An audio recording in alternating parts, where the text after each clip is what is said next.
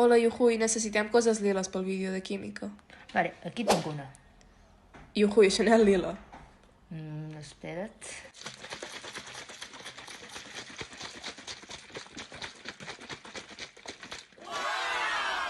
Ostres, i com és que passa això? The next day. Ostres, Yuhui, com funciona allò que em vas explicar l'altre dia de l'ampolla? Ara t'ho explico, vale? Gràcies.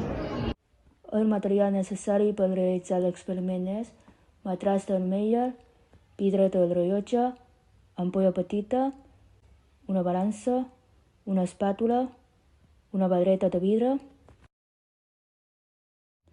i els reactius necessaris són 2 grams de glucosa, 200 mil·lilitres d'aigua destil·lada, blau de metilè al 5% i 4 grams d'hidròxid de sodi. Pesem 2 grams de glucosa en pols amb una balança. Aboquem aquests 2 grams de glucosa en pols dins d'un metrà zero de Meyer amb 100 mil·lilitres d'aigua destil·lada i ho barregem tot. Aleshores, pesem 4 grams d'hidròxid de sodi amb una balança i aboquem aquests grams d'hidròxid de sodi dins un metrà zero de Meyer també amb 100 mil·lilitres d'aigua destil·lada. Ho barregem tot per tal que quedi una mescla homogènia.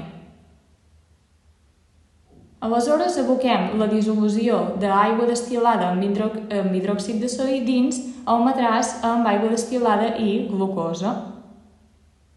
Aboquem aquesta dissolució dins una ampolla de plàstic i en aquesta ampolla de plàstic hi aboquem 2 o 3 gotes de blau de metilè.